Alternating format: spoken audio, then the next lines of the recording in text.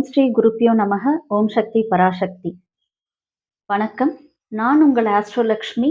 நாம இன்னைக்கு விருச்சிக ராசிக்காரர்களுக்கு இந்த சனீஸ்வர பெயர்ச்சியானது எப்படிப்பட்ட பலன்களை கொடுக்க போகுது அப்படின்றத பத்தி தான் பார்க்க போறோம். விருச்சிக ராசி அப்படின்னாலே எப்பயுமே ஒன்று சொல்லுவாங்க, உலகத்திலேயே கஷ்டப்படக்கூடிய ராசி விருச்சிக ராசி அப்படின்னு. ஏன்னா காலபுருஷ தத்துவத்துக்கு 8வது இடம், இங்கதான் ராகு கேது உச்சம் ஆகுறாங்க. அதனால எல்லா விதமான தீவினைகளும் பலிக்கும், நல்ல வினைகள் பலிக்கிறது கொஞ்சம் கஷ்டமா இருக்கும். அதனால இவங்களுக்கு நல்லது நடக்கிறதுன்றதே ஒரு கேள்விக்குறியா இருக்கும், கொஞ்சம் கஷ்டமாவும் இருக்கும்.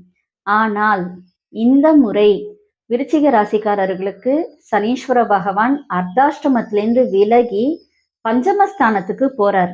அர்த்தாஷ்டமம்லேருந்து விலகினாலே போதுங்க, அஷ்டமத்தில் பாதி அர்த்தாஷ்டமம், அதுல இருந்தே அவர் விலகுறாரு போறாரு அப்படின்னா நிச்சயமா ஒரு நல்ல நிலைக்கு தான் நீங்க போக போறீங்க. என்ன ஒண்ணு, வருஷத்தினுடைய பின் பாதியில கொஞ்சம் பிரச்சனைகளை சந்திக்கிற மாதிரி இருக்கும். இருந்தா கூட சனீஸ்வரன் 5ல போய் உட்காரும் பொழுது குழந்தை வழியில உங்களுக்கு கொஞ்சம் பிரச்சனைகளையும், இந்த பூர்வீக சொத்துல கொஞ்சம் பிரச்சனைகளையும் கொடுப்பார். மீதி எதுவுமே இல்லைங்க, உங்களுக்கு எல்லாமே நல்லா இருக்கு. நீங்க நினைச்ச விஷயங்களை நடத்துவீங்க. நீங்க என்ன எதிர்பார்த்தீங்களோ அது செய்வீங்க. இத்தனை வருஷமும், அதாவது ஒரு 2.5 வருஷம் பாத்தீங்கன்னா ரொம்ப கஷ்டங்கள். ஏன்னா விருச்சிகத்துக்கு சனீஸ்வரன் கஷ்டங்களை கொடுத்தாலும் பல மடங்கு ஜாஸ்தியா தான் கொடுப்பாரு, சந்தோஷத்தை கொடுத்தாலும் பல மடங்கு ஜாஸ்தியா தான் கொடுப்பாரு. அதனால கஷ்டத்தையே நிறைய கொடுத்துட்டார். பார்த்தாச்சு, அர்த்தாஷ்டமத்துல பாதின்ற பொழுதே புரிஞ்சுக்கணும், உங்களுக்கு எதுவுமே முடிவெடுக்க முடியாம இருந்திருக்கும். முடிவெடுத்து போய் நின்றுப்பீங்க. 99.9%னே சொல்லலாம் ஓகே ஆன ஒரு விஷயம் 0.1%ல உங்களை விட்டு மிஸ் ஆயிருக்கும். நீங்க எதிர்பார்த்த ஒரு உத்தியோக லாபம் கூட சரி உங்களை விட்டு மிஸ் ஆயிருக்கும். எனக்கு எல்லாமே மிஸ் ஆச்சுங்க, எதுவுமே சக்சஸ் ஆகலைங்க, ரொம்ப கஷ்டப்பட்டுட்டேன், எல்லாமே மறந்துருங்க. மரணத்திற்கு ஒப்பான கண்டம் வரையிலும் சென்று வந்திருப்பீர்கள். இது எல்லாமே அப்படியே தலைகீழா மாறப்போகுது. குழந்தைகளால் சில பிரச்சனைகளும், உங்களுடைய குலதெய்வத்தை நீங்கள் மறந்ததால் சில பிரச்சனைகளும், அதே மாதிரி உங்களுடைய பூர்வீக சொத்துக்களால சில லிட்டிகேஷன்ஸும் தான் நீங்க பார்க்க போறீங்க. மற்றபடிக்கு உங்களுக்கு எந்த ஒரு பிரச்சனையும் இந்த வருடம் கிடையவே கிடையாது. நல்லா இருக்கு, நல்ல பலன்களை கொடுக்க போறாரு. மற்ற வகையில ஒரு நல்ல பலன்களை உங்களுக்கு எடுத்து செய்ய போறாரு. ஒரே விஷயம், நீங்க பண்ண வேண்டியது அவரை நோக்கி நீங்க போகணும். நான் போய் சனீஸ்வரனையே கும்பிட மாட்டேன், விருச்சிக ராசிலாம் சனீஸ்வரனை கும்பிடக்கூடாது, அவர் பகையாளி, அதெல்லாம் ஒண்ணுமே கிடையாது. அவர் பகையா இருக்கட்டும், அது அந்த 2 பேருக்குள்ளதான் பகை. நீங்க போய் அவரை தரிசனம் பண்ண பண்ண அவர் உங்களை நோக்கி முன்னெடுத்து உங்களுக்கு நல்ல பலன்களை கொடுப்பார். இதை நீங்க செய்தீங்கன்னா போறோம். இந்த சனீஸ்வர பெயர்ச்சி என்பது உங்களுக்கு ஒரு நல்ல ஃபீல் குட் பெயர்ச்சியா இருக்கும். அவர் என்ன செய்யறாருன்னா, உங்களுடைய கலத்திரத்தை பார்க்கிறார் 3ஆம் பார்வையில, உங்களுடைய 11வது வீட்டையும் பார்க்கிறார், உங்களுடைய 2வது வீட்டையும் பார்க்கிறார். இப்ப 2, 7, 11 அவர் பார்க்கிறாருங்க. 2 குடும்பத்துல சில சில சண்டை சச்சரவுகள் வரதான் செய்யும். யாரால வரும்? உங்களுடைய குழந்தைகள் இருக்குல்ல, அதுங்கால தான் வரும், வேற யாராலையும் வராது. அந்த குழந்தைகள் பண்ற அந்த சேட்டையினால உங்களுக்குள்ள மனஸ்தாபங்கள் ஏற்படும். அது 7ஐயும் தாக்கும். ஆனா 7ல இன்னொன்னு இருக்கு, உங்களுடைய கலஸ்திரத்தோட சேர்ந்து இன்னொன்னு கூட்டு தொழில். நீங்க கூட்டு தொழில் பண்றவங்களா இருந்தீங்க அப்படின்னா உங்களோட பார்ட்னர்ஸோட சில சில சண்டை சச்சரவுகள் போகும். ஆனா பெரிய லெவல்ல பாதிப்புகள்லாம் கொடுக்காது, அதெல்லாம் அவர் பண்ண மாட்டார். அந்த சண்டை சச்சரவுகள் கூட என்னன்னா, அவங்களுடைய கவனமின்மையோ இல்ல உங்களுடைய கவனமின்மையோ ஏதோ ஒரு தப்பு நேர்ந்ததுனால வரா மாதிரி இருக்குமே ஒழிய வேற எதுலயும் இருக்காது. அந்த சண்டை சச்சரவு வந்தாதான் அடுத்த முறை நீங்க கவனத்தோட செயல்பட முடியும்.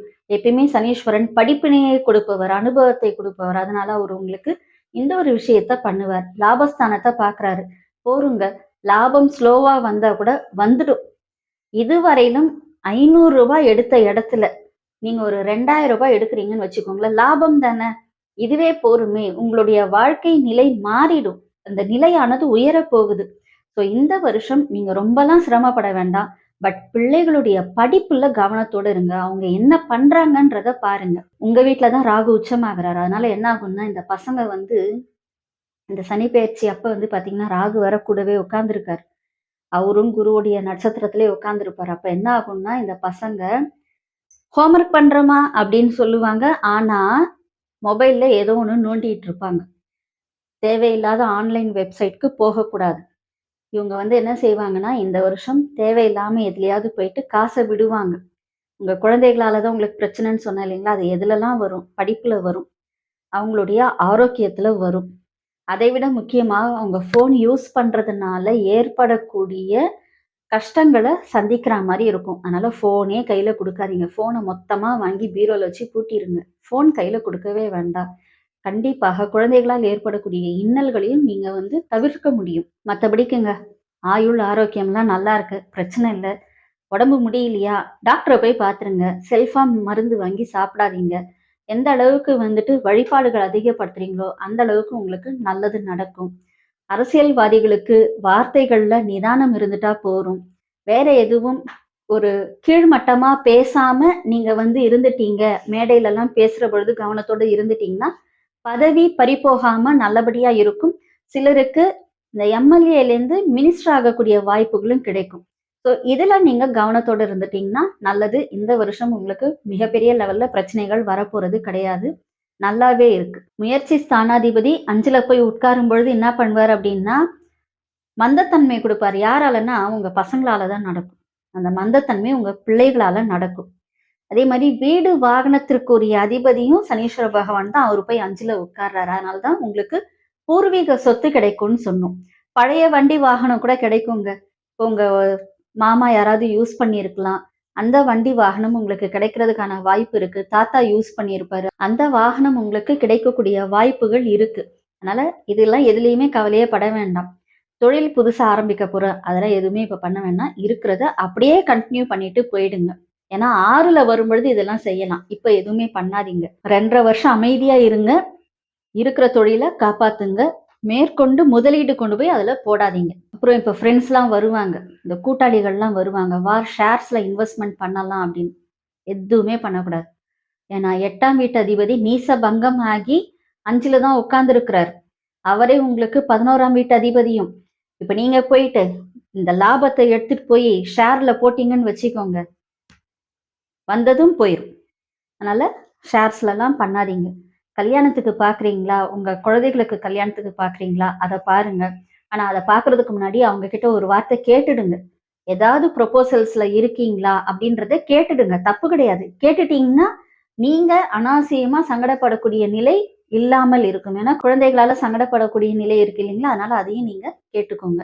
குழந்தைகளுக்கு ஏற்ற வரனை தேர்ந்தெடுக்கக்கூடிய காலகட்டம் இது. அதே மாதிரி உங்களுக்கே நீங்க திருமணத்துக்கு பார்க்கக்கூடிய வயசுல இருக்கக்கூடிய ஆண், பெண் யாரா இருந்தாலுமே, நீங்க என்ன செய்றீங்க அப்படின்னா, ஒரு முறைக்கு பலமுறை யோசியுங்க. அதிக வயசுள்ள அந்த ஆண் வராரு அப்படின்னா, கொஞ்சம் யோசனை பண்ணிட்டு திருமணத்துக்கு உங்களுடைய ஒப்புதல சொல்லுங்க. ஒரு முறைக்கு 4 முறை யோசிச்சுக்கோங்க. ஏன்னா, 7வது வீட்ட சனீஸ்வரன் பார்க்கிறார். சனீஸ்வரன் வந்து வயசுல ரொம்ப மூத்தவர். அதனால அந்த மாதிரியான ப்ரொபோசல்ஸ் வரும்பொழுது, உங்களுக்கு ஓகேன்னா நீங்க அக்செப்ட் பண்ணிட்டு திருமணத்த பண்ணிக்கலாம். ஒண்ணும் பிரச்சனை இல்ல. இதுல வந்து கவனத்தோட இருக்கிறதும் நல்லதுதான். இந்த விருச்சிக ராசியில வந்து பார்த்தீங்க அப்டின்னா, விசாக நட்சத்திரக்காரர்கள், அனுஷ நட்சத்திரக்காரர்கள், கேட்டை நட்சத்திரக்காரர்கள் இருக்காங்க. இதுல விசாக நட்சத்திரக்காரர்கள், நீங்க ஒரு முறையாவது குச்சனூர் சனீஸ்வர பகவான் கோவிலுக்கு போயிட்டு வாங்க. உங்களுக்கு நெறைய நன்மைகள் நடக்கும். அனுஷ நட்சத்திரக்காரர்கள் நீங்க என்ன செய்யணும்னா, கண்டிப்பா நீங்க அதிஷ்டானம் போய் தான் ஆகணும். அனுஷ தெய்வம் மகா பெரியவாளோட அதிஷ்டானம் போயிட்டு வாங்க. ஓரிக்கை போயிட்டு வாங்க. இல்லைன்னா, மகா பெரியவாள் போன எல்லா ஸ்தலங்களும் அவர் வந்து போய் நெறைய ஸ்தலங்களுக்கெல்லாம் கும்பாபிஷேகம் பண்ணியிருக்கார். அந்த ஸ்தலங்களுக்கெல்லாம் நீங்க போயிட்டு வாங்க. உங்களுக்கு உண்மையிலே சிறப்பான பலன்கள் நடக்குங்க.